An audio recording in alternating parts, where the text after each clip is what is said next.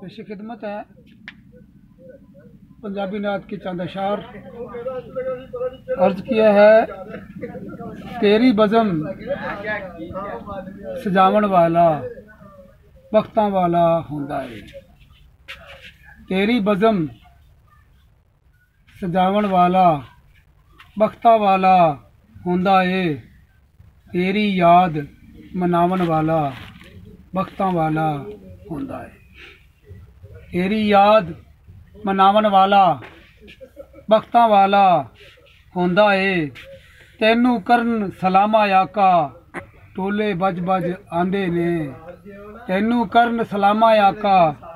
ٹولے بج بج آندے نے، تیرے در تے آون والا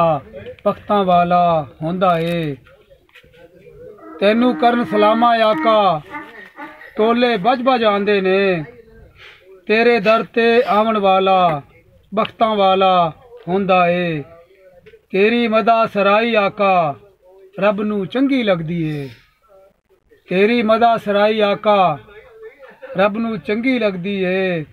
تیرے نغمے گاون والا بختاں والا ہوندا ہے۔ شعر عرض ہے کہ ناموس تیری دا راکھا بننا ہر مسلم دا ذمہ ہے،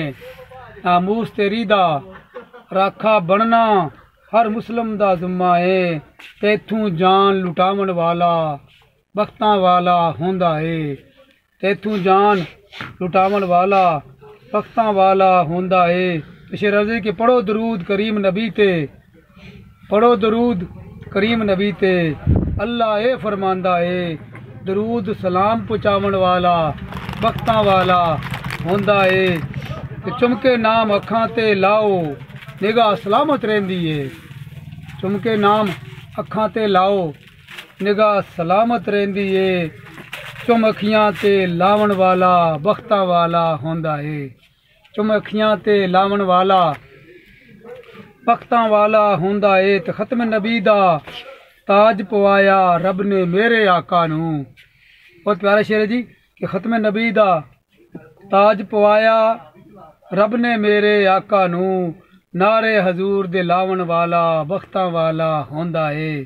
تو نبی آخر مننا لازم اللہ نے فرمایا ہے، نبی آخر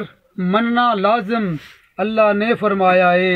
ایہا گل سمجھاون والا بختاں والا ہوندا ہے، ایہا گل سمجھاون والا بختاں والا ہوندا ہے۔ مقتا جی کہ خیال ہے جانا پل پل آندا، خیال ہے جانا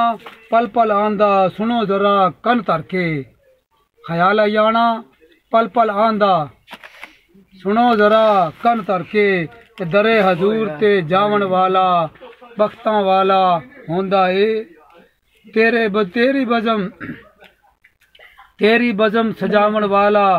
بختاں والا ہوندا ہے، تیری یاد مناون والا بختاں والا ہوندا ہے۔